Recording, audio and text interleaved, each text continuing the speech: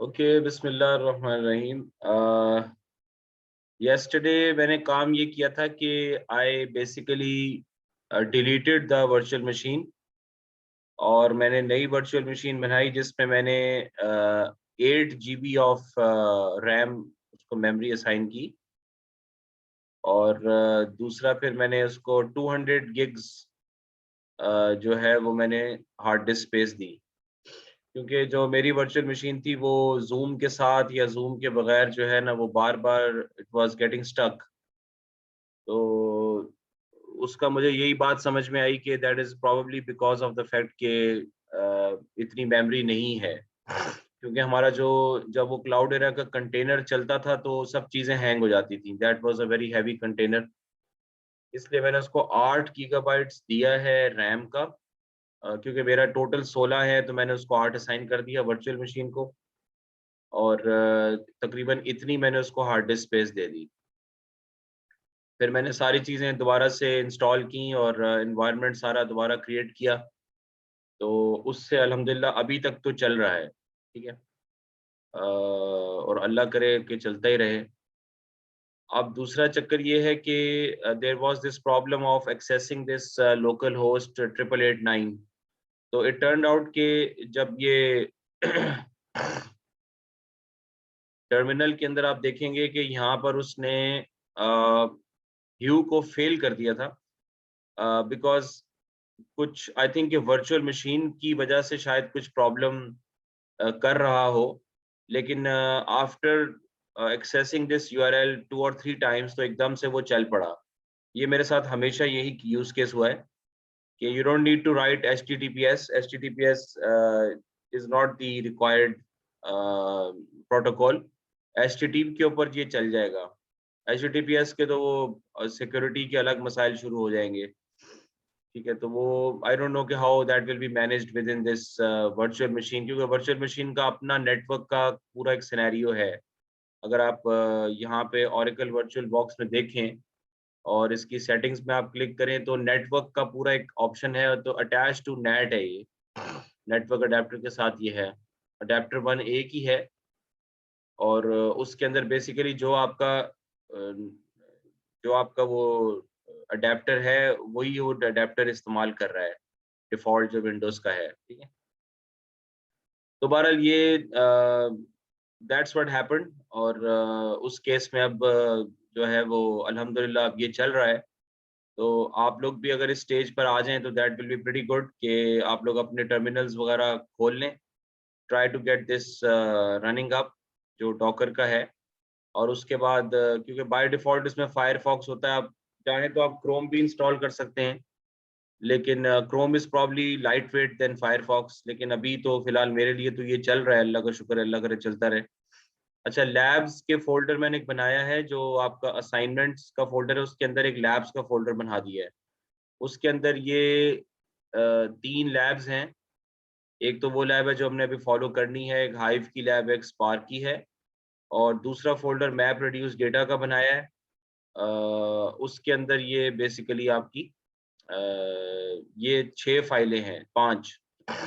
एक ये फाइल है, सीएसवी फाइल है जो कि कैगल से डाउनलोडेड है, ये पेमेंट्स का डेटा है। दूसरा एक मैप रिड्यूस का टास्क है, जिसमें आपने फ्रीक्वेंसी मालूम करनी है। दूसरा मैप रिड्यूस का टास्क है जिसमें आपने मैक्सिमम और मिनिमम मैक्सिमम अमाउंट जो है ना वो मालूम करना है।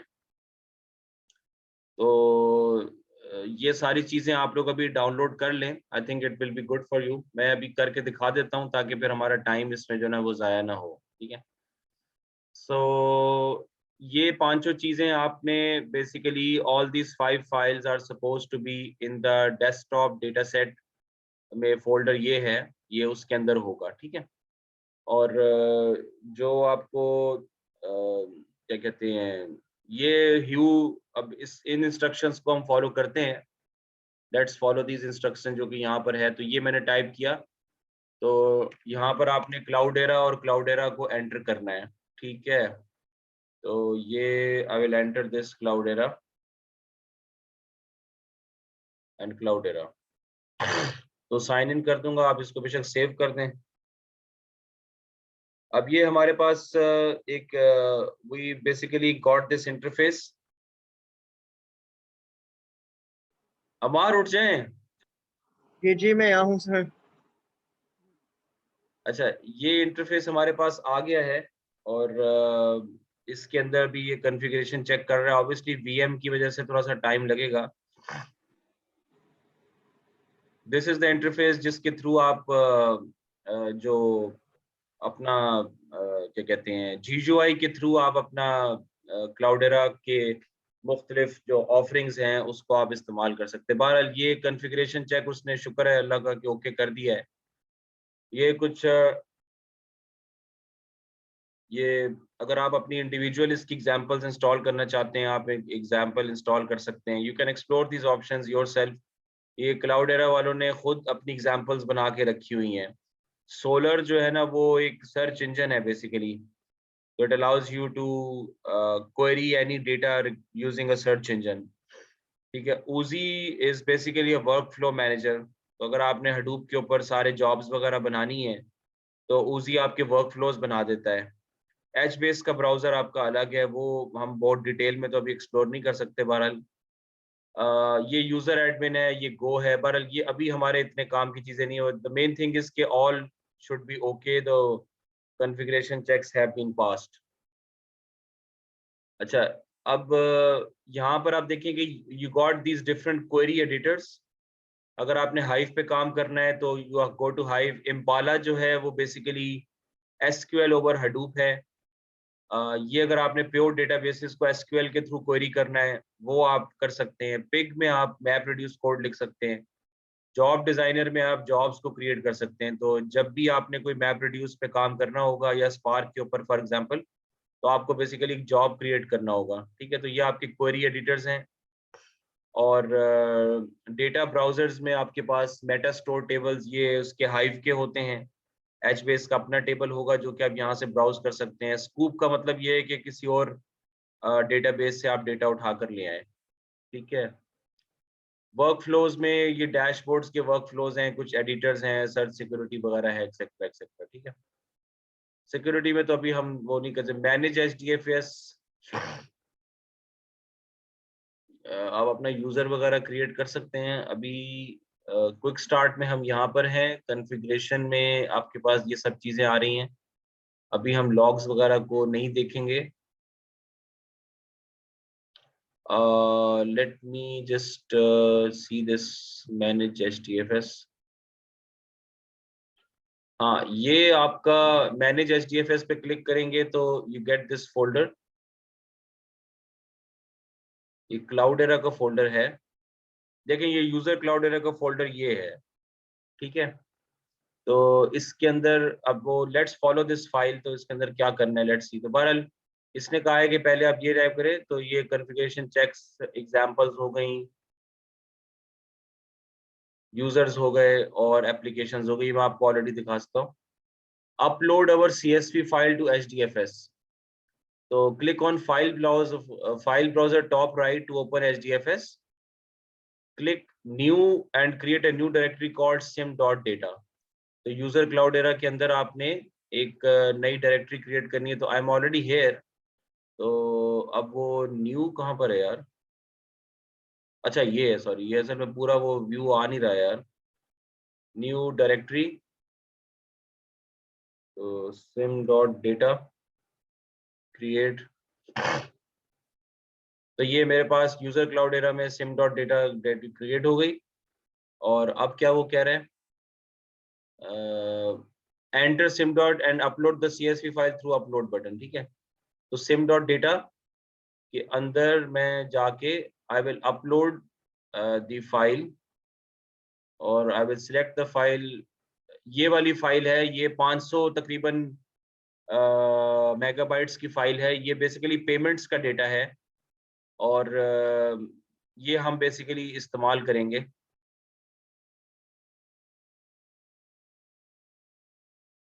तो अब ये अपलोड कर रहा है।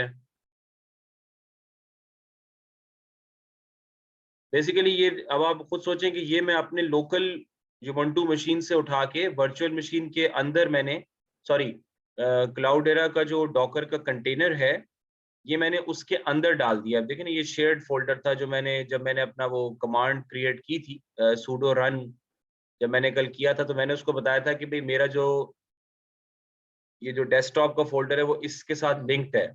बेसिकली वो तो वैसे भी डिफॉल्ट लिंकेज उसका बन रहा है कि जो भी चीज मेरे इस फोल्डर के ऊपर है वो यूजर क्लाउड एरा शेयर्ड के साथ लिंक्ड हो जाती है। लेकिन यहाँ पर हमने उसको अलग से फाइल को ट्रांसफर कर दिया है अंदर, ठीक है। अच्छा, ये अब मेरी फाइल जो है पेमेंट्स की, ये मेरी कंटेनर के अंदर चली गई, सही है। अब मैं CSV पे वो कह रहा है क्लिक करके आप उसको जो है ना व्यू करें। ये बाय द वे मैंने पूरा ब्राउजर वगैरह ये सब उसके अंदर ही चल रहा है, तो अब मैं इसको क्लिक करके अब ये डेटा वगैरह देख सकते हैं आपके, ये पेमेंट की टाइप्स वगैरह हैं, फ्रॉड था कि नहीं था। बेसिकली फ्रॉडुलेंट पेमेंट्स का डेटा है, लेकिन हमारा मकसद यहाँ पे फ्रॉड डिटेक्ट करना नहीं है, हम इसको बेसिक एक मैप रिड्यूस के काम के लिए इस्तेमाल करेंगे।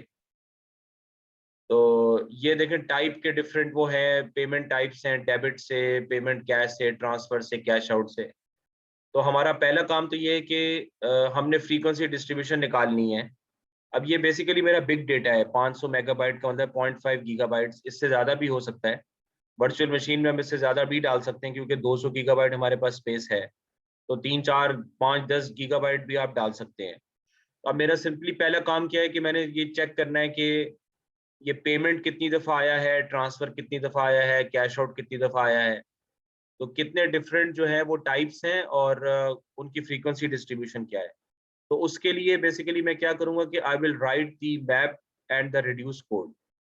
तो एक तो ये है कि मैं इसको स्पार्क के थ्रू करवा लूँ, और दूसरा ये है कि मैं इसको मैप रिड्यूस के थ्रू करवा लूँ। ये मैं आपको बताना चाहता हूँ। तो डिफ़ॉल्ट सेटिंग हमारी इस किस्म के काम के लिए बैच लेवल के ऊपर वो मैप रिड्यूस होती है, क्योंकि ये रियल टाइम डेटा तो है नहीं, ना ही मुझे कोई जल्दी पड़ी है कि मैं इसको स्पार्क के थ्रू करवाऊँ। स्पार्क के थ्रू भी हम करवा सकते हैं, लेकिन मुझे कोई जल्दी नहीं है, इसलिए मैं अभी इसको मैप रिड्यूस के थ्रू करवाता हूँ। तो ये बेसिकली ऑलरेडी हमारे पास ये मैप रिड्यूस कोड जो है, ये हमारे पास ऑलरेडी हमने इसको करके रखा हुआ है। मैं इसको क्लिक करता हूँ। ये basically this is the header जो कि आपको डालना पड़ता है पाइथन फाइल, ये आपने इनपुट लिया। अब ये क्या कह रहा है कि ये CSV फाइल जो मैंने आपको दिखाई है, ये उसकी एक-एक लाइन को रीड करेगा। This is going to read each line. उसको उसकी व्हाइट स्पेसेस को रिमूव कर देगा। उसके वर्ड्स को जो कॉमा सेपरेटेड वैल्यूज हैं, तो हर वैल्यू को अलग-अलग कर देगा। और वैल्यूज 1 जो दूसरी वैल्यू है वो पेमेंट टाइप की है, उसको इस वेरिएबल में डाल देगा और एक पेयर क्रिएट कर देगा की वैल्यू का, जिसमें उस पेमेंट टाइप का नाम होगा, कॉमा 1 होगा। ठीक है, ये मैपिंग फेज होता है। इसमें सिंपली ये होगा कि आपकी एक-एक लाइन का जो आउटपुट होगा, that is going to be one particular key value pair, जिसमें की जो होगी उस लाइन में जो पेमेंट टाइप आ रही होगी वो होगी, और आगे 1 होगा कि भाई ये एक दफा ऑकर किया है। इस तरह अगर मेरी CSV फाइल में 1 मिलियन रोज हैं, तो मेरे पास कितने की वैल्यू पेयर्स आ जाएंगे, 1 मिलियन की वैल्यू पेयर्स आ जाएंगे। ठीक है, और हर की वैल्यू पेयर की वैल्यू 1 होगी। तो लेट्स से कि मेरे पास 50 पेमेंट टाइप्स हैं, तो पेमेंट टाइप्स मेरी 50 डिफरेंट आ रही होंगी, और हर एक के बाद में 1 1 1 1 1 1 आ रहा होगा। ठीक है, that is all that we do in mapping. Mapping में यही होता है कि आप लाइन को पार्स करते हैं, और जो चीज़ आपने कैलकुलेट करनी होती है उसके मुताबिक आप की वैल्यू पेयर बना लेते हो। तो चूंकि मैंने पेमेंट टाइप की फ्रीक्वेंसीज को टोटल करना है, तो that is exactly what I am going to do. ये मैं आपको समझा चुका हूँ पिछले लेक्चर्स में कि मैप रिड्यूस किस तरह काम करता है। ठीक है, आप मेरा पिछले लेक्चर देख लीजिएगा अगर उसमें कोई प्रॉब्लम हो। अच्छा, ये फ्रीक्वेंसी का है। अब रेड्यूसर में हम क्या कर रहे हैं, रेड्यूसर में अब वो जितने भी मैप पेयर्स आ रहे हैं उनको हम ले रहे हैं। ठीक है, ये मैंने दो चीजें क्रिएट की, अमाउंट टाइप और काउंट।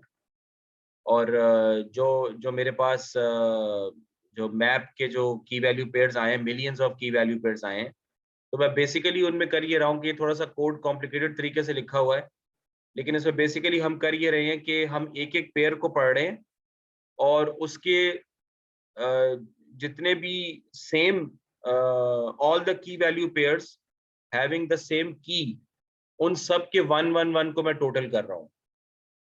ठीक है, तो ये मैंने बेसिकली जो क्या कहते हैं, जो मैप पेयर था उसको मैंने लिया, और काउंट को फिर मैंने बेसिकली ये सबसे पहले इसको मैंने इंटीजर में कन्वर्ट किया। ये तो खैर इफ स्विच है। ये मैं बेसिकली ये कोड लिख रहा हूँ जिसमें हो ये रहा है कि इफ मतलब कहने का मकसद ये कि अगर मेरे पास लेट्स से कि I have two payment types, credit card and debit card, ठीक है, और 1 लाख अगर मेरे पास टोटल 2 लाख रोज हैं तो 1 लाख रोज फॉर एग्जांपल इसकी हैं और 1 लाख रोज इसकी हैं, तो ऑब्वियसली 1 लाख की वैल्यू पेयर्स क्रेडिट कार्ड के बन गए, 1 लाख की वैल्यू पेयर्स डेबिट कार्ड के बन गए, सबके बाद 1 1। ये वाला कोड जो है ना ये कर रहा है कि बेसिकली वो हिसाब किताब रख रहा है कि एक पर्टिकुलर पेमेंट टाइप के लिए अभी तक टोटल काउंट कितना हो चुका है, ठीक है। तो अगर वही की वैल्यू पर अगर वही की दोबारा आ गई है तो उसके काउंट में एक प्लस ऐड कर दो, अदरवाइज कुछ ना करो क्योंकि वो दूसरा की वैल्यू है, दूसरी की है बेसिकली, ठीक है। तो ये बेसिकली ये वो कर रहा है। इसको आप मुख्तलिफ तरीके से भी लिख सकते हैं, आप लोगों को कोडिंग की डिटेल में भी जाने की जरूरत नहीं, ये थोड़ा सा मुश्किल तरीके से लिखा हुआ है, लेकिन कर ये बेसिकली रहा है कि मेरे पास 2 लाख की वैल्यू पेयर्स हैं, एक में की जो है वो सीसी है, दूसरे में की जो है वो आपकी डेबिट कार्ड है। तो जब भी क्रेडिट कार्ड आएगा तो अगर क्रेडिट कार्ड के पेयर्स आते जा रहे हैं तो मैं 1+1+1+1 करता चला जाऊंगा, जब डेबिट कार्ड आ जाएगा तो मैं डेबिट कार्ड के लिए +1+1 करता चला जाऊंगा। तो इस तरह बेसिकली मैं इन वेरिएबल्स के अंदर ये करंट अमाउंट टाइप वगैरह जो है, करंट काउंट और करंट अमाउंट टाइप में मैं एक पर्टिकुलर उसका हिसाब किताब रख रहा हूँ। तो पहले 2 लाख में होगा ये कि 2 लाख की वैल्यू पेयर्स में पहले मैं सीसी के सारे टोटल्स कर लूंगा, फिर दोबारा से लूप करके और फिर डीसी के सारे मैं वो जो है वो कर लूंगा, क्या कहते हैं, टोटल्स कर लूंगा, ठीक है। सही है, समझ में आ रहा है ये?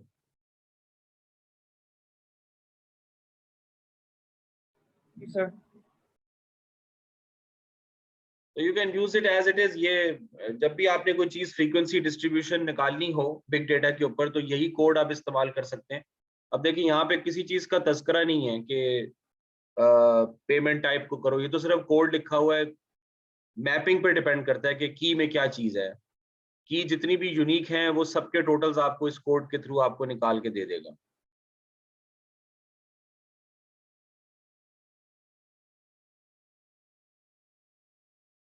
हाँ ये थोड़ा सा मैं इसको देखना चाह रहा था कि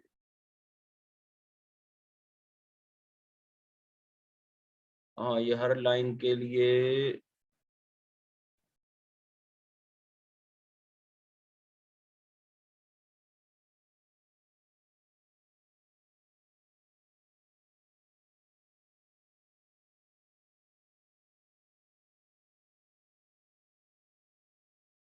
ऐड ये यहाँ पे कर रहा है कि अच्छा if current amount type equals to amount type कहाँ पर आया है? हाँ ये देखे ना ये आ गया बेसिकली। तो ये मैं आपको समझा देता हूँ। इसमें वो ये कर रहा है कि अगर इसके पास वो पेयर आया है for example credit card comma 1 जो कि हमने मैप फेज में किया था, राइट। तो अमाउंट टाइप जो है वो सीसी बन जाएगी, काउंट जो है वो 1 बन जाएगा, ठीक है। अच्छा काउंट को उसने इंटीजर में कन्वर्ट कर दिया just to be on the safe side, क्योंकि हो सकता है वो पहले इंटीजर में ना हो, एज अ स्ट्रिंग स्टोर हो रहा हो, की वैल्यू में एज अ स्ट्रिंग स्टोर हो रहा हो। तो यहाँ पे हमने उसको, क्योंकि हमने उसको टोटल करना है तो हमने उसको स्पेसिफिकली 1 को इंटीजर में कन्वर्ट कर दिया। अच्छा एरर तो इंशाल्लाह इसमें आएगा नहीं। अच्छा if current amount type equals to amount type हमारी क्या है, सीसी है, और करंट अमाउंट टाइप हमने क्या रखी है अभी,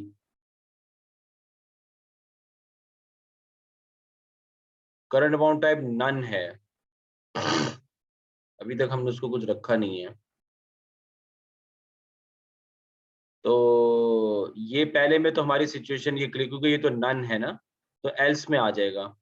इफ करंट अमाउंट टाइप यानी इफ सीसी प्रिंट उसका करंट काउंट, फिर आप इसको वो कर दो कि करंट काउंट हमारा काउंट है जो कि 1 है, ठीक है। पहली दफा जब सीसी कोमा 1 का पेयर आएगा, ये पहला की वैल्यू पेयर जब आएगा सीसी कोमा 1 तो वो डायरेक्टली यहाँ पर आएगा और वो क्या करेगा कि वो इसको प्रिंट करेगा कि करंटली हमारा प्रॉब्लम ये चल रहा है, करंट काउंट 1 हो गया इंटीजर और करंट अमाउंट टाइप हमारी सीसी होगी, तो सीसी का 1 उसने स्टोर कर लिया, यानी उसने स्टोर कर लिया करंट अमाउंट टाइप हमारी सीसी है और उसका काउंट जो है ना वो 1 है। अच्छा, अब अगर अगली बार भी सीसी आता है, अगर अगला की वैल्यू पेयर भी सीसी कोमा 1 है, तो वो इसके तहत उस काउंट को 2 कर देगा और इसको, इस कोड को तो एग्जीक्यूट करेगा नहीं।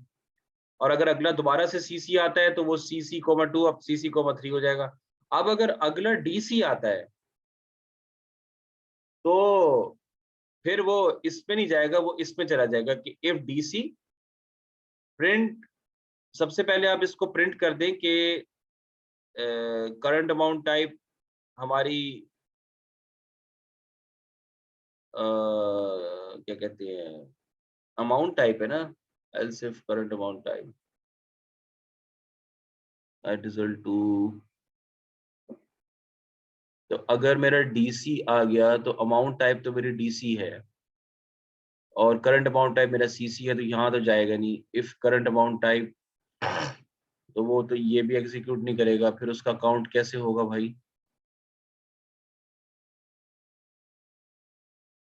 Current amount, current count equals to count, current amount type equals to amount type. I think ये, सर आई थिंक वो चेंज ऑफ टाइप के ऊपर से प्रिंट हाँ करेगा अगर। हाँ हाँ, नहीं नहीं नहीं नहीं नहीं नहीं नहीं, ये देखें, अगर अगर 3 सीसी के बाद 3 सीसी पेयर्स आए तो मेरा टोटल हो गया सीसी कोमा 3। अब चौथा पेयर मेरा आया डीसी कोमा 1, ठीक है, तो इस कोड में तो वो जाएगा नहीं, एल्स में चला जाएगा, और एल्स में इसमें नहीं जाएगा क्योंकि करंट अमाउंट टाइप तो मेरा सीसी है, डीसी तो नहीं है ना। ये यहाँ पे आ जाएगा, करंट काउंट मेरा 1 हो गया, करंट अमाउंट टाइप मेरी डीसी हो गई। तो अब ये भी उसने अलग से स्टोर कर लिया और ये भी उसने अलग से स्टोर कर लिया। अब अगला, तो अगला पेयर अगर डीसी दोबारा आता है तो वो यहाँ पे जाके DC comma 2, DC comma 3, DC comma 4, ठीक है, और उससे अगला जब सीसी आएगा तो वो यहाँ पे जाके सीसी कोमा 4, सीसी कोमा 5। तो इस तरह जो है ना वो बेसिकली आपका इस चीज का हिसाब किताब रखेगा कि दोनों जितने भी, और ये तो मैंने सिर्फ 2 एग्जांपल दिए हैं, तो हमारे पास अगर 5-6 पेमेंट टाइप्स हैं तो सबको वो इस तरह बारी बारी करके टोटल्स करता रहेगा। आई थिंक ये क्लियर हो जाना चाहिए बेसिकली, तो थोड़ा सा कोडिंग इसमें आनी चाहिए। बहरहाल ये है, तो अब हमारा ये इसमें बेसिकली ये इसमें एग्जांपल भी लिखी हुई है कि हम लोग क्या कर रहे हैं। तो इसमें हम यूजर एक फोल्डर क्रिएट करते हैं यूजर पाइथन का, ठीक है, तो एक सेकंड जरा।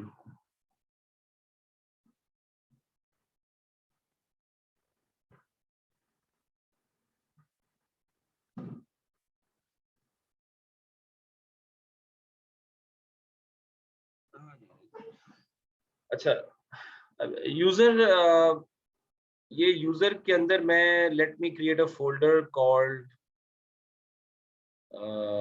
डायरेक्टरी यूजर पाइथन, इसको मैं क्रिएट कर देता हूँ। और फिर वो क्या फरमा रहे हैं भाई, load the mapper file, load the, अच्छा दोनों फाइलें आपने इसके अंदर क्रिएट करी है, तो ये मेरे पास पाइथन का आ गया और इसको मैं अब अपलोड कर देता हूँ दोनों फाइल्स को। अब ये असल में देखिए मैप रेड्यूस जो है ना, ये आपको बेसिकली वो आना चाहिए, आपको ये आना चाहिए, आना चाहिए तो आना चाहिए, कोड लिखना आना चाहिए पाइथन का, तो फिर ही आप कर सकते हैं। लेकिन आपको बने बनाए कोड्स बहुत सारे आपको ऑनलाइन मिल जाएंगे, तो इतना बड़ा कोई मसला नहीं है, ठीक है। तो बहरहाल ये यूजर पाइथन के अंदर मैंने ये दोनों काम कर लिए, ये मेरा आ गया। अच्छा, अब मुझे क्या करना है कि मुझे पाइथन की एक स्ट्रीमिंग जॉब बनानी है। If we have a separate mapper and reducer file जो कि हमारी है, we have to create a streaming job. Otherwise, we can also create one MapReduce job in which we have to submit a jar file. तो jar file जो है जावा bundle file होती है, तो उसके अंदर अगर अगर आप जार फाइल सबमिट कर दें तो आप डायरेक्टली MapReduce का एक जॉब बना सकते हैं। अदरवाइज जो है ना वो आपको स्ट्रीमिंग जॉब बनानी पड़ेगी, ठीक है। तो अब हम जॉब डिजाइनर पे चलते हैं। क्या बोल रहे हैं, क्वेरी एडिटर में जॉब डिजाइनर, ठीक है। हाँ, तो ये अब जॉब डिजाइनर हो गया और इसके अंदर click on new action to create a new streaming job.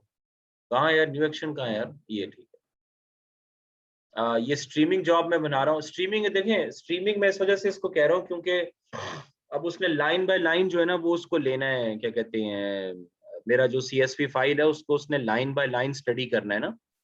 तो लाइन बाय लाइन तो स्ट्रीम ही होती है। स्ट्रीमिंग का मतलब ये नहीं है कि ट्विटर का डेटा या IoT का डेटा, बल्कि जो डेटा आपको कंटिन्यूसली मिल रहा है दैट्स कॉल्ड अ स्ट्रीम। ठीक है, तो दैट्स वाई हमने उसको स्ट्रीमिंग लिया है, क्योंकि उसने एक लाइन बाय लाइन पूरी CSV को उसने करना है, तो ये हमारा स्ट्रीमिंग जॉब हो जाएगी।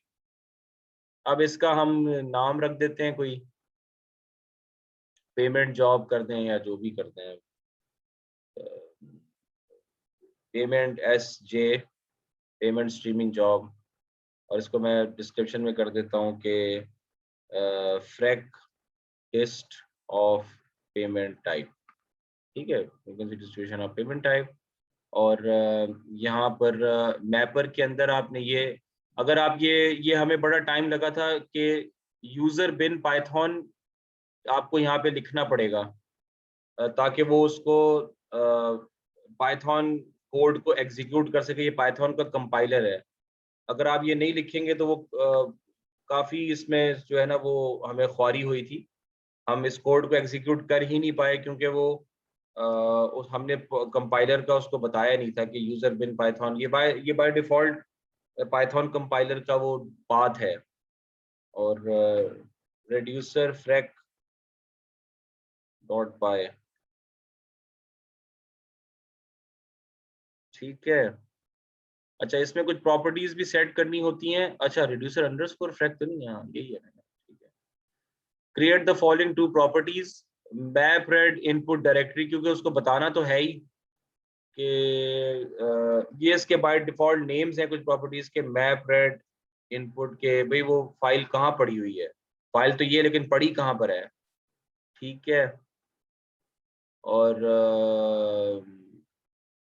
अच्छा नहीं, डेटा कहाँ पड़ा हुआ है, ठीक है। तो यूजर क्लाउड एरा,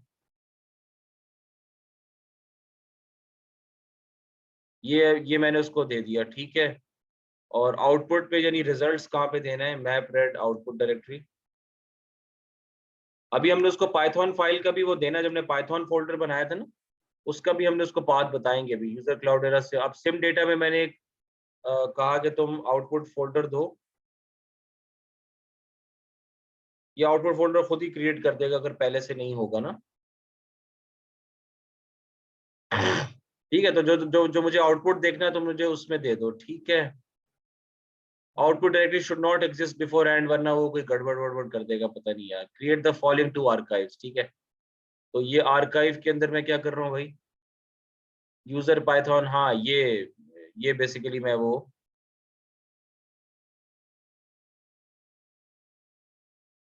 ये एक उसने बता दिया कि वो मैपर फाइल कहाँ पड़ी हुई है, और दूसरी आर्काइव आप ये बता दे के, अबे यार रेड्यूसर है, ठीक है। अच्छा, अब हम इसको, ठीक है जी, ये क्लियर हो गई बात। पहले तो हमने ये दो प्रॉपर्टीज बताई कि ये मेरे पास दो पाइथन फाइल्स हैं, और ये पाइथन फाइल्स हैं तो मैंने उसको पाइथन कंपाइलर का पाथ भी दे दिया। फिर मैंने उसको बता दिया मेरा डेटा कहाँ पड़ा हुआ है और तुमने रिजल्ट्स कहाँ शो करने हैं, तो आप इसको आउटपुट की जगह कोई और भी नेम दे सकते हैं। और फिर मैंने उसको पाथ बता दिया कि ये मेरी जो फाइल्स है पड़ी कहाँ पर हुई है। तो मैं इसको, लेट मी चेक, कोई गड़बड़ तो नहीं करनी, सेव द जॉब, तो ये मैंने सेव कर लिया। अच्छा, तो ये व्यू द जॉब, ये व्यू यहाँ पर ये व्यू आ रही है, शेयर्ड है, स्टेटस इसका शेयर्ड है। नाउ सबमिट द जॉब, तो ये मैं यहाँ पे क्लिक करके और I will just submit that, तो सबमिट किया।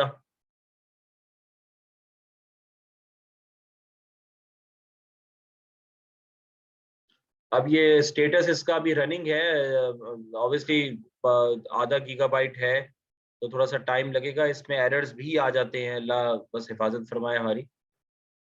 आना तो नहीं चाहिए, लेकिन अब ये थोड़ा सा आपको वेट करना पड़ेगा।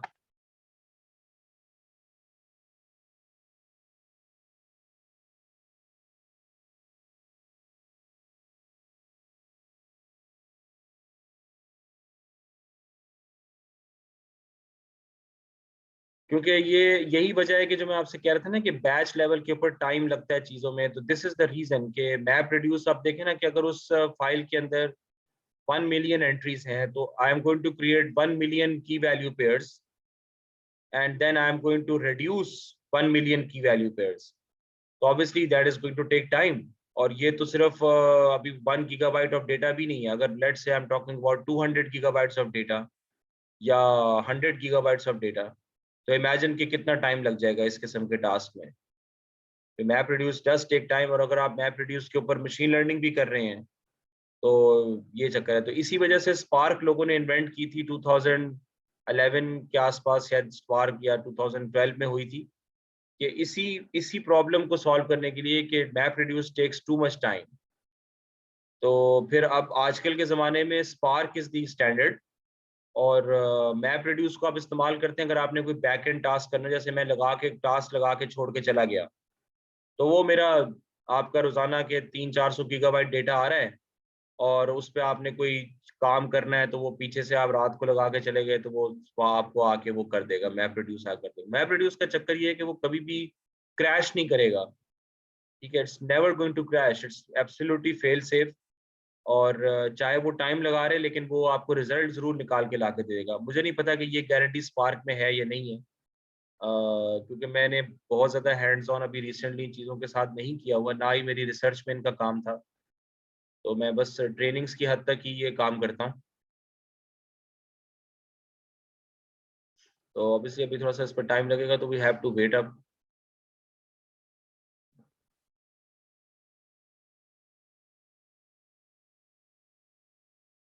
दूसरा ये भी है कि जो वर्चुअल मशीन्स का मैं आपको बता रहा था, तो उसके अंदर you need to have pretty good space there, right. If you got server machines, तो उस पे तो आप वीएम्स बड़े आराम से चला के ये सारे काम कर सकते हैं। लेट्स से कि आपने एक ही काम करना है, तो सिंगल नोड पे काम करना है, आपको सिर्फ मैप रिड्यूस की ज़रूरत है, क्योंकि डेटा आपके पास तकरीबन 300-400 गीगाबाइट है। ये सक्सीडेड आ गया, अल्हम्दुलिल्लाह, शुक्र है यार, बड़ी जल्दी हो गया यार। तो अब ये सक्सीडेड आ गया, तो अब इसको हम लेट्स सी फाइल को पहले देख लेते हैं, ये फाइल क्या कह रही है हमें। तो view the contents of the output folder. तो अब आप या राइट, तो आउटपुट फोल्डर में हम जाते हैं।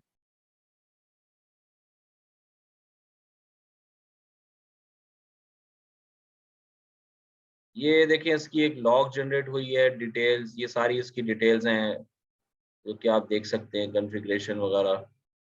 नेम नोड को अगर आप देखना चाहते हैं, तो वो इस पे चल रहा है नेम नोड, ठीक है। ये भी हम इसको सब इसके साथ छेड़म छाड़ी नहीं कर रहे हैं। ये उसका वो था। अच्छा, कहाँ गया यार वो हाँ, तो ये आ गया ना, सिम डेटा और आउटपुट पार्ट। ये इसी तरह इसका रिजल्ट आता है मैप रिड्यूस का, पार्ट 00 सक्सेस का मतलब है कि वो चल गया।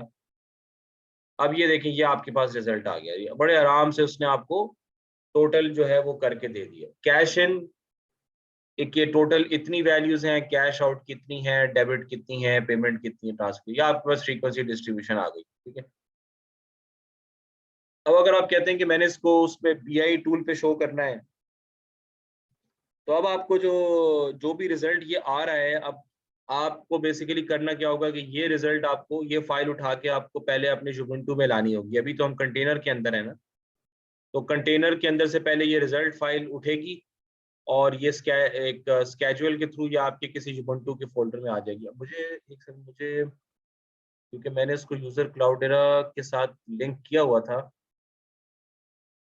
तो ये यहाँ पे मुझे असल में लिंक क्रिएट करना पड़ेगा इस तरह से कि बाय डिफॉल्ट जो चीज़ यहाँ पर है, यूजर क्लाउडेरा में जो भी चीज़ होगी वो बाय डिफॉल्ट वहाँ पर चली जाए, ठीक है।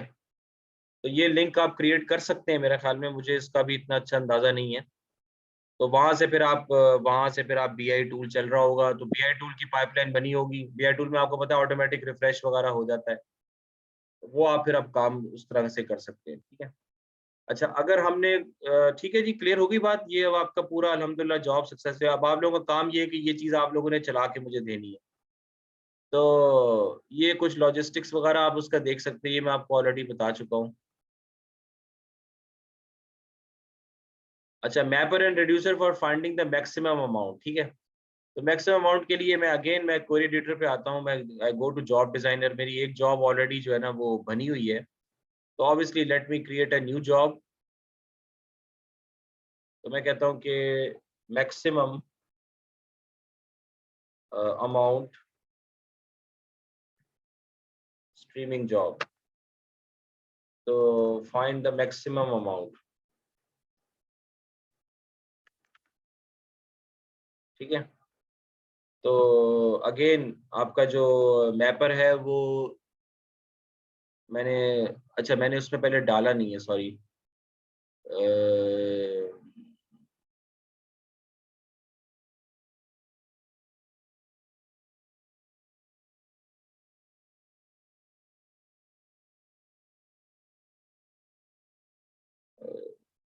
let me first go to this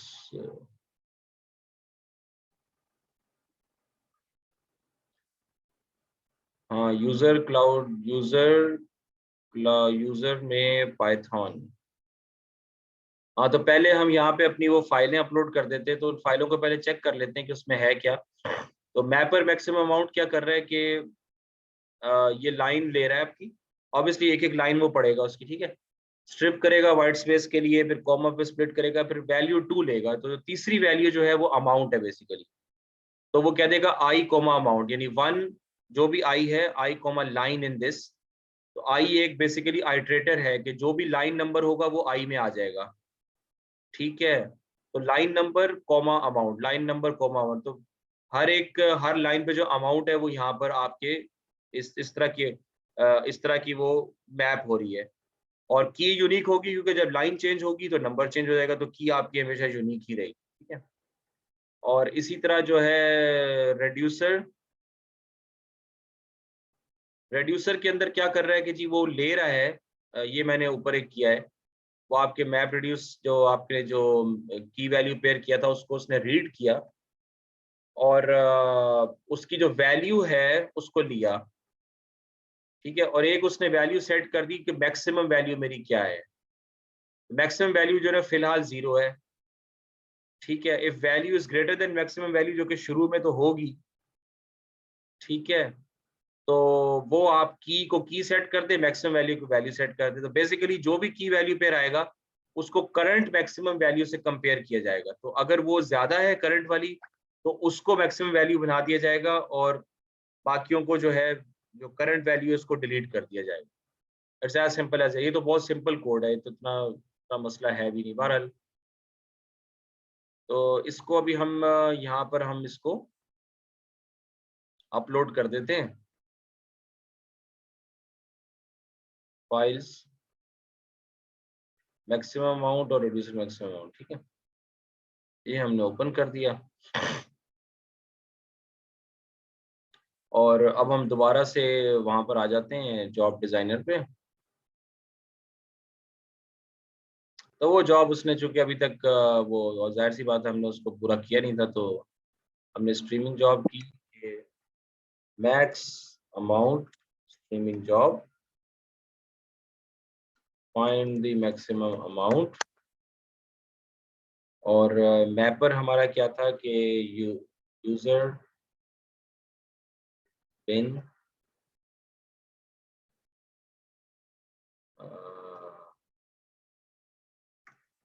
Python, इसका क्या था यार, mapper underscore max underscore AMD, ठीक है। Mapper underscore max underscore AMD dot py. और यहाँ पे इसी तरह आई होप कि यही होगा, हाँ ठीक है। अच्छा, प्रॉपर्टीज में भाई क्या डालते हैं, map red dot input dot directory.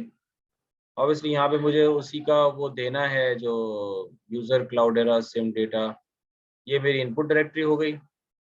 और मैप रेड डॉट, ये इसके बाय डिफॉल्ट प्रॉपर्टीज हैं, इसकी और भी प्रॉपर्टीज होंगी जो कि आप from time to time use कर सकते हैं। सो या तो क्या दें यार, user Cloudera sim data dot amount output, ये नया फोल्डर बना देगा वो अमाउंट आउटपुट का। या मैं इसको कह देता हूँ कि MA आउटपुट, ठीक है, मैक्सिमम अमाउंट आउटपुट।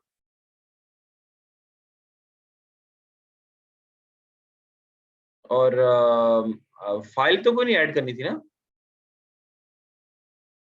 आर्काइव के अंदर, क्या था?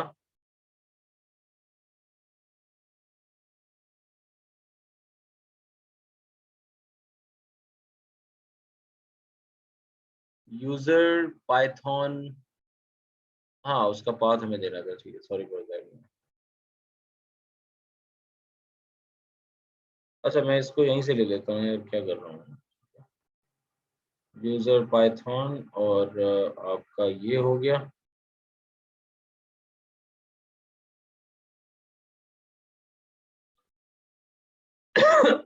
ठीक है, तो ये हो गया, और मैंने ये भी दे दिया, इसको ये भी बता दिया।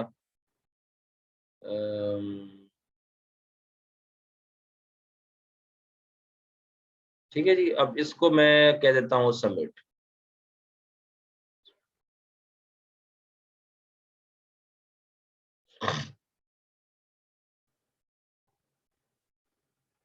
तो मैं आपको बता रहा था कि अगर आपका एक ही कोई ऐसा काम है कि एक ही सिंगल नोड हडूप से आपका काम हो सकता है, आपको क्लस्टर बनाने की जरूरत नहीं है, तो आप एक वर्चुअल मशीन के अंदर भी वो काम कर सकते हैं, या एक कंटेनर में, जैसा हमने कल देखा था कि वो सीक्वेंस IQ का जो हडूप का कंटेनर है, ठीक है, तो आप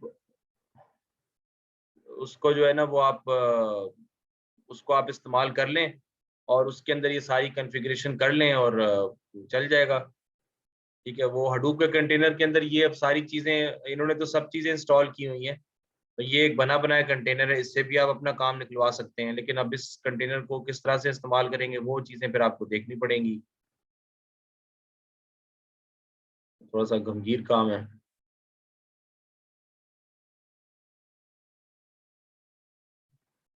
जी माशाल्लाह ये जॉब सक्सीड कर गई थी, और इसमें जो आउटपुट में जो फोल्डर था उसमें जो जब हम इस पे गए हैं तो ये it is showing you the maximum value, जो कि पूरे फाइल के अंदर 0.5 गीगाबाइट्स ऑफ डेटा के अंदर जो मैक्सिमम अमाउंट आ रही है वो ये वाली आ रही है, तो वो आप क्रॉस चेक भी कर सकते हैं।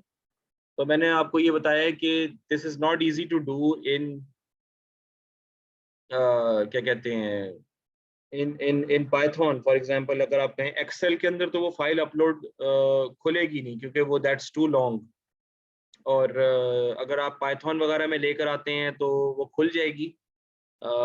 लेकिन इस किस्म के बिग डेटा को डील करने का तरीका जो है ना वो यही होगा कि आप इसको हडूप में डाल दें HDFS के ऊपर, और फिर उसके बाद जो है ना, अब जैसे ये डेटा जो अभी हमने अपलोड किया ये बेसिकली HDFS के ऊपर है, ठीक है, तो क्योंकि मैप रिड्यूस तो चलता ही उस डेटा के ऊपर है जो कि हडूप के ऊपर हो। तो जब हमने अपने फाइल को डेस्कटॉप के फोल्डर से हमने कंटेनर के अंदर डाला, तो बेसिकली वो HDFS पे हमने उसको शिफ्ट कर दिया। अब उसके ऊपर मैंने इस तरह के छोटे मोटे काम, देखिए टाइम तो लग रहा है, लेकिन ये कि वो आपको परमानेंटली पक्का काम करके वो दे रहा है कि कोई हैंग नहीं करेगा, वो कि सिस्टम वो एरर आ जाएगा कि सिस्टम हैंग, ये प्रॉब्लम नहीं होगी। पाइथन वाइथन के अंदर आप इस फाइल को इंपोर्ट करेंगे तो आपको पता चल जाएगा कि अच्छा खासा इसमें वो डिले आना शुरू हो जाएगा। तो अगर 5 गीगाबाइट की भी फाइल है तो वो आपको बिग डेटा टेक्निक्स इस्तेमाल करनी ही पड़ेंगी। ठीक है जी, समझ में आ गई बात की?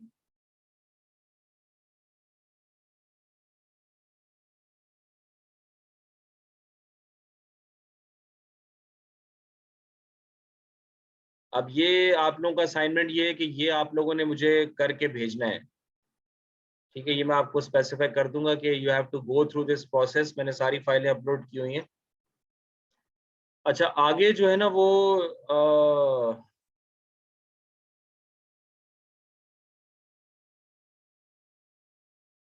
ये हो गया, और ये फिर इसका भी यही चक्कर होगा कि ये आपको मैक्सिमम आ गया।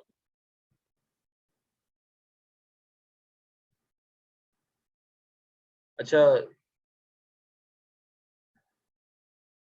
Docker by default does not save changes made to a running image that is a container। अब हमने कंटेनर के अंदर काम किया है ना, काफी जॉब्स बनाई हैं, ये किया वो किया है, तो जब मैं कंटेनर को स्टॉप करके दोबारा से रीरन करूंगा तो वो सब हो जाएगा। तो हमें डॉकर की स्टेट को कमिट करना पड़ेगा। तो इसकी हम इमेज आईडी लेके अभी हम क्या करते हैं कि डॉकर के इमेज आईडी जो है उसको हम कमिट और डॉकर इमेज आईडी कर लेते हैं। ठीक है, तो इसके लिए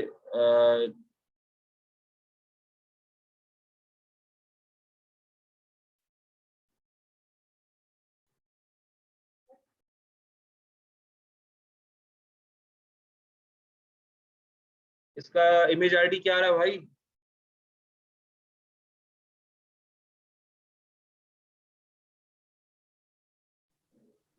Cloudera quick start.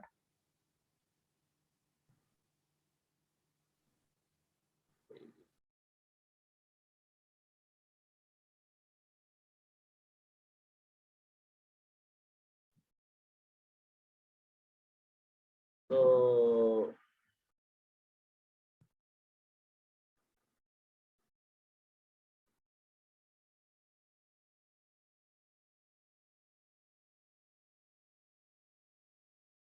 है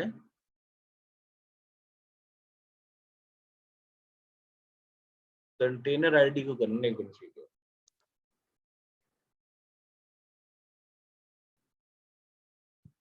हाँ ये चल रहा है ना, ये है सर, ये ठीक है।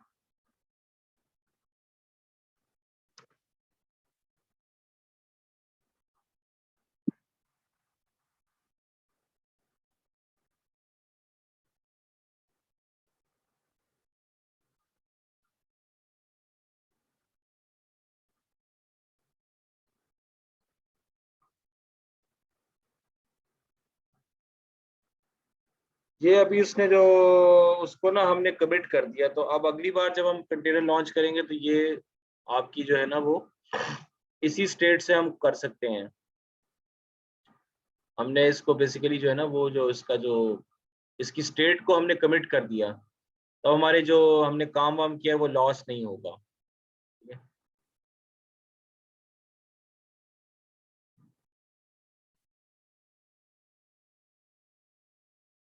हाँ सुडो डॉकर पीएस से, ठीक है, सही है।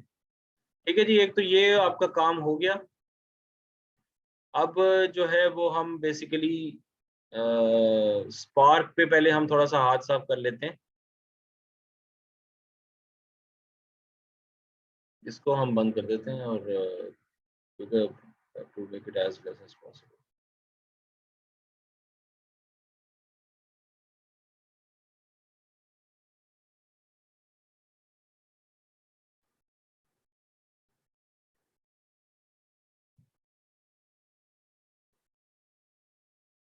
हाँ तो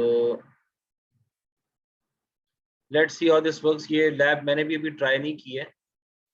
सो ये तो सब स्टार्ट वार्ट हो गया, लॉग इन टू व्यू आपने कर दिया, रन पाइस्पार्क। अब जो हमारे पास ये चल रहा है नाउ, दिस इज द हमारा सब कुछ है, तो यहाँ मैं लिखता हूँ पाइस्पार्क।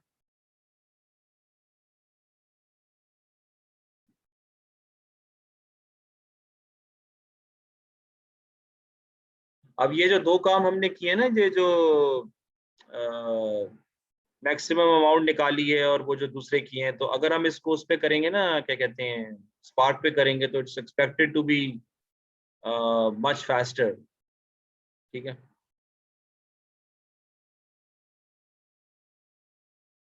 तो पाइस्पार्क में हम आ गए अंदर, ये सब आ गया।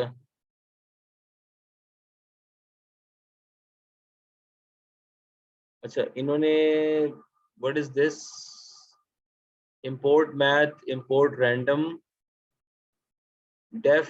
define a function inside the circle, x equals to random dot random and random dot random, दो random points हैं, math dot power x squared plus y squared less than equal to 1, this is the unit circle, और inside circle हाँ तो वो बता देगा कि ये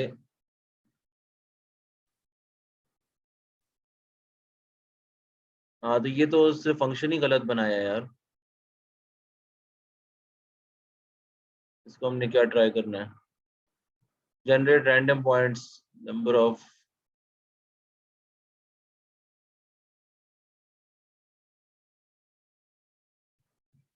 inside circle points,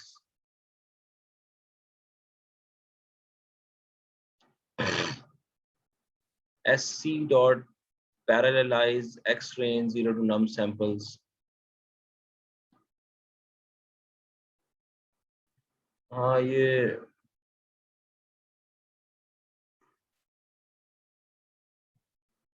I don't know, ये कोई कैलकुलेशन हो रही है यार।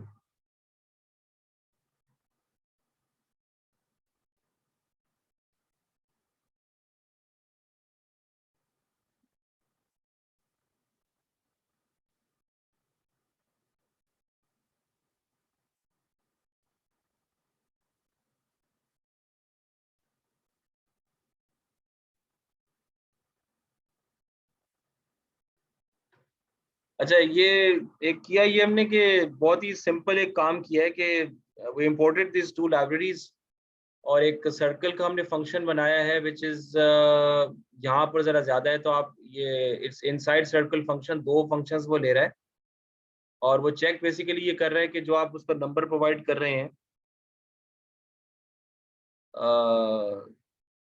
वो ट्रू उस वक्त रिटर्न करेगा कि जब ये कंडीशन ट्रू होगी कि x square plus y square is less than 1। ठीक है, तो वह तो इसका मतलब है, अदरवाइज उस सर्कल के अंदर लाई नहीं कर रहे। तो मैं रैंडमली जो भी नंबर जनरेट कर रहा हूँ वो सारे के सारे नंबर्स जो है ना वो इसी तरह के हैं कि वो रैंडम नंबर्स उसके दरम्यान लाई कर रहे हैं। लेकिन अगर मैं कहता हूँ कि आई सी 2,3 2,4 तो फिर वो फॉल्स कर देता है, क्योंकि 2 square plus 4 square is not less than 1। तो वो ये 2 पॉइंट सर्कल के अंदर ये कोऑर्डिनेट किसी सर्कुलर रीजन में लाई नहीं करेगा। ये बस एक आपको स्पार्क का दिखाना था कि अब ये काम स्पार्क के ऊपर हो रहा है। डायरेक्टली मैं कोड लिख के ये स्पार्क के ऊपर चल रहा है पूरा ना। This is pretty fast. अब हमने करना ये है कि बेसिकली लेट्स सी क्या यहाँ पे और आगे क्या क्या चीजें हो रही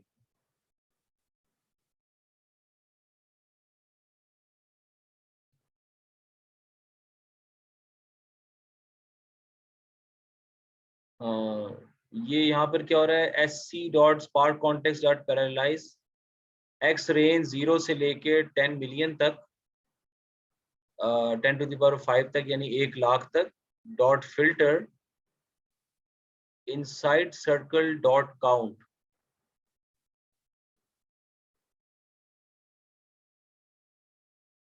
dot filter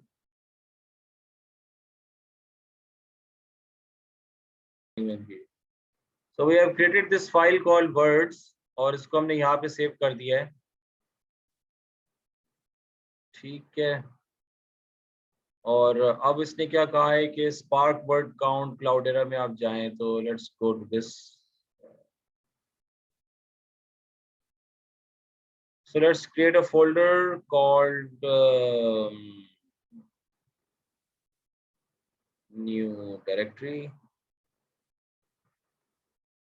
spark word count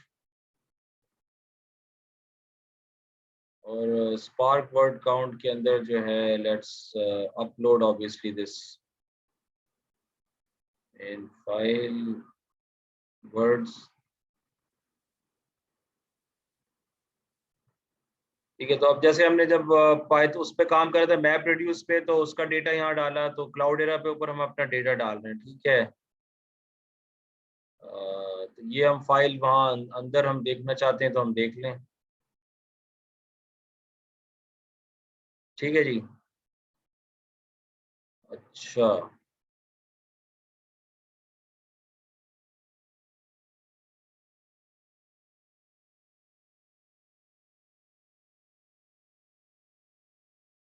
तो ये अब उसका वो आ रहा है कोड टू राइट दी क्या कहते हैं,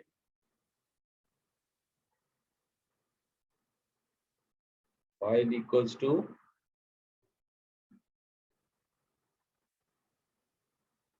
मेरे तो ख्याल में कि जिस तरह हम लोग ये कमांड लाइन पे चले ना, हमें मेरे ख्याल में एक और पाइथन की फाइल ले लेनी चाहिए, sc.txt file, sorry about that.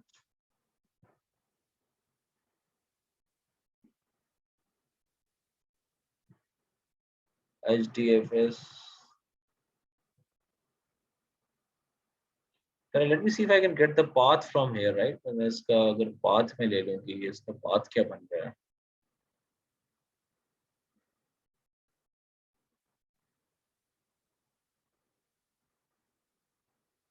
क्योंकि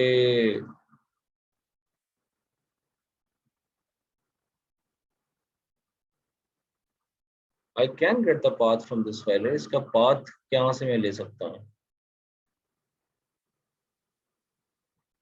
ये HDFS के ऊपर ही पड़ा हुआ है ना इस वक्त।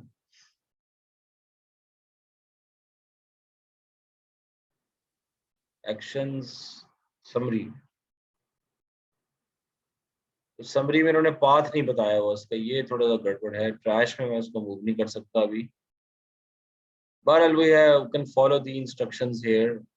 HDFS quick start dot cloudera, HDFS backslash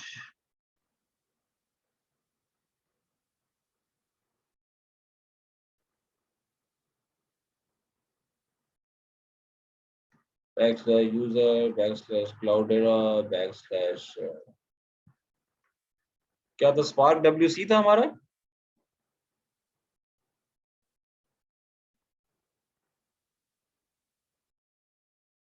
हाँ नहीं, sorry about that.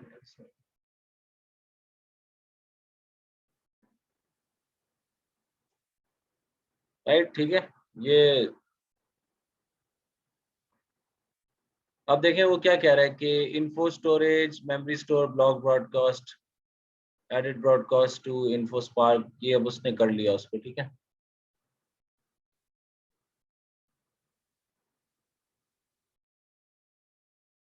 created broadcast to from text file। अच्छा, अब मैं क्या कह रहा हूँ कि split equals to file dot flat map। अब देखें स्पार्क की अपनी कोडिंग है, ठीक है। तो split equals to file dot flat map, basically map ही कर रहा है वो lambda x, ये आपने lambda फंक्शन डिफाइन कर दिया और वही x डॉट स्प्लिट।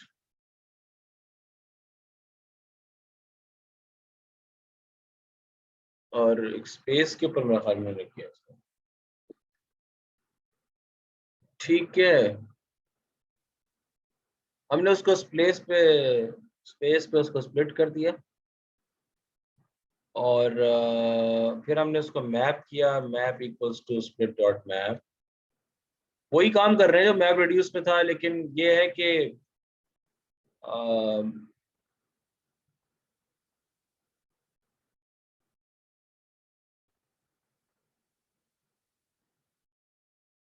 ये हम क्या कर रहे हैं, जो भी आपका वर्ड आ रहा है उसको कॉमा 1 के साथ कर रहे हैं। मैंने हमने उसको हर लाइन को हमने स्प्लिट कर दिया उसके वर्ड्स में और हर वर्ड का एक की वैल्यू पेयर बना दिया कॉमा 1 के साथ। ये हो गया आपका काम, ठीक है। और ये रेड्यूसर जो है ना वो, इसको बड़े आराम से हमने इक्वल्स टू, अब देखें ना ये कितना आसान हो गया। वो जो मैप रिड्यूस में कितना बड़े बड़े काम करने पड़ रहे थे, अब यहाँ पर मैंने सिंपली कर दिया रिड्यूस बाय की और लेमडा v1 v2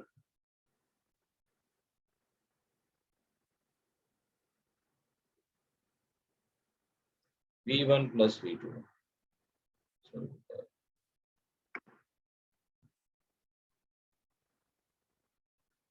ये बिल्कुल वही काम कर रहा है, ये जो कोड लिखा है ना lambda v1 v2 v1 plus v2, ये बेसिकली इसका मतलब ये है कि अगर आपकी कीज को मैच कर रहे हैं तो उसके जो नंबर्स है उसको ऐड कर दो, ठीक है। ये चल गया।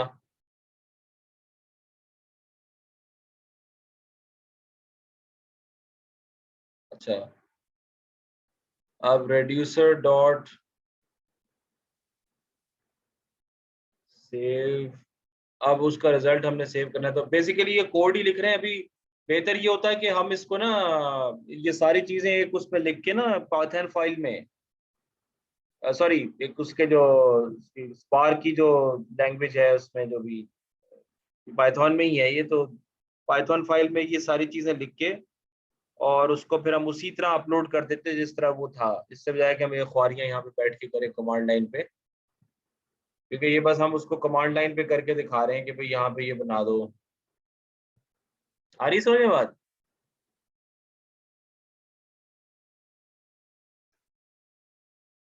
भाई कहाँ है, सारे सो रहे हैं? जी जी जी सर, समझ में आ रही बात। यार एक तो ये क्विक स्टार्ट क्लाउडेरा पहले आना चाहिए या अजीब ही फजूल बात है यार ये इनकी। User क्लाउडेरा spark WC slash output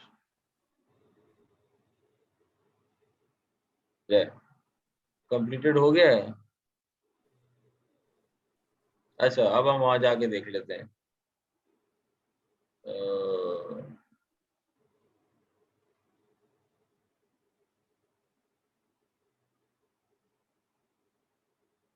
चलो जी ये ले भाई, आ गया भाई, हर चीज का आ गया है। हाँ ये आई बस 3 दफा आया है, बाकी सब एक एक दफा चीजें आई हैं। ठीक है भाई।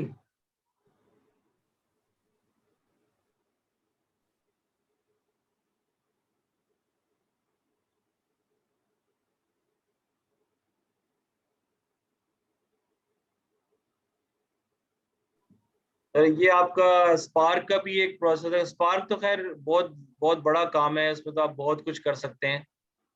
अब मैं सोच रहा हूँ मैं आप लोगों को ये असाइनमेंट दूं कि जो हमने 2 काम वो किए ना उसमें क्या कहते हैं, जो हमने 2 काम उसमें किए ना, मैक्सिमम अमाउंट निकाली है और वो जो फ्रीक्वेंसी डिस्ट्रीब्यूशन निकाली है, और मैं आपको असाइनमेंट दूं कि वो स्पार्क पे करके बनाएं, वो भी हम करके देख सकते हैं। बहरहाल ये आपका आपका ये चक्कर हो गया, ठीक है। अच्छा स्पार्क डिसीजन,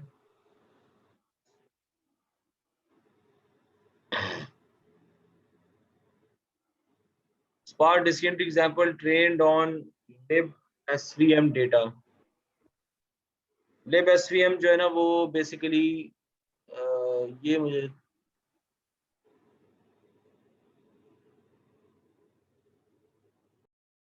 हाँ जी ये स्पार्क कॉन्टेक्स्ट में एग्जिट हमने लिखा दोनों पैरेंथेसिस के साथ, तो हम यहाँ पर आ गए, ठीक है। अब हमने क्या करना है कि we have to install this numpy।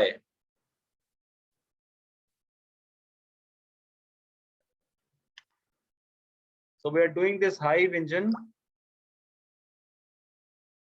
ये अभी हाइव इंजन है, तो ये मैंने अभी बता दिया है कि hive is actually a layer over Hadoop.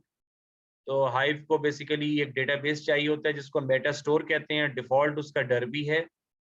और हाइव का एक ड्राइवर है, एक कंपाइलर होता है जो हाइव क्वेरीज को समझेगा, जो कि टर्मिनल से क्लाइंट देगा या यूज़र देगा, और उसका एग्जीक्यूशन इंजन होता है। यूज़र हाइव एपीआई के थ्रू सारा कमांड्स करेगा।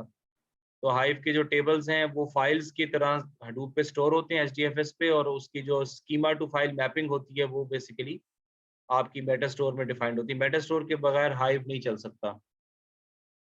तो सिंगल नोड के लिए तो हम डरबी जो इसका बिल्ट इन डेटाबेस है वो हम मेटा स्टोर की तरह इस्तेमाल कर सकते हैं। लेकिन अगर हम मल्टी नोड क्लस्टर पे जा रहे हैं then we would need to use some other RDBMS like MySQL to serve as the meta store. ठीक है, तो सिंगल नोड सेटअप के लिए जो कि हम लैब्स वगैरह में इस्तेमाल करते हैं, तो उसके लिए तो Derby is enough as the meta store. But if you are going for a multi-node cluster setup, then you have to basically use the uh, configure another database as the meta store. ठीक है? Hive is also not ACID compliant by default. लेकिन अब जो hive है वो basically तकरीबन तमाम किस्म की SQL क्वेरीज को सपोर्ट करता ही है, जॉइंस वगैरह भी कर लेता है, और हाइव अच्छा खासा अभी एफिशिएंट हो चुका है। हाँ ये है कि अगर आप प्योर उसमें जाते हैं क्या कहते हैं अगर आप प्योर उसमें जाते हैं ना, क्या कहना चाहता है यार, अगर आप एसक्यूएल की प्योर फंक्शनलिटी चाहते हैं प्योर एसक्यूएल की तरह, तो फिर आपको हडूप के ऊपर जो है ना वो अपाची ड्रिल वगैरह जो है ना, या अपाची फिनिक्स या अपाची प्रेस्टो, वो आपको इंस्टॉल करना पड़ेगा। वो basically SQL over Hadoop services हैं, लेकिन हाइव भी एक आप कह लें एसक्यूएल ओवर हडूप ही है। अब किसी ने ये लिखा था कि हाइव जो है ना वो आहिस्ता आहिस्ता जो है ना उसकी इम्पोर्टेंस कम होती चली जा रही है, लेकिन आई डोंट नो कि वो कितना सही है कितना गलत है। बहरहाल इसको भी हम इस तरह तो यहाँ पे हम लिखते हैं हाइव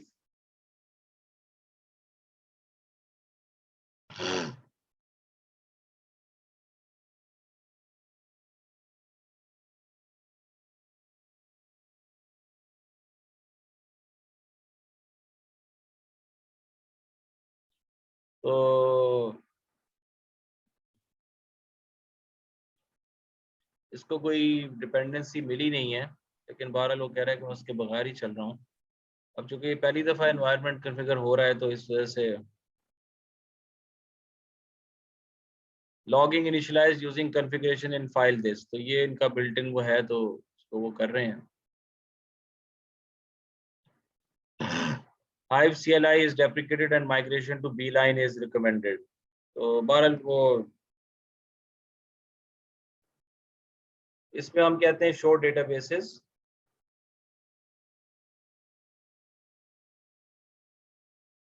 तो एक हमारे पास डेटाबेस आ रहा है जो डिफॉल्ट डेटाबेस है, ठीक है। तो ये 3.12 सेकंड्स में आपकी क्वेरी एग्जीक्यूट हो गई। तो I can now create a database PDA, इसमें आपको सेमीकोलन डालना पड़ेगा और फिर मैं कहता हूँ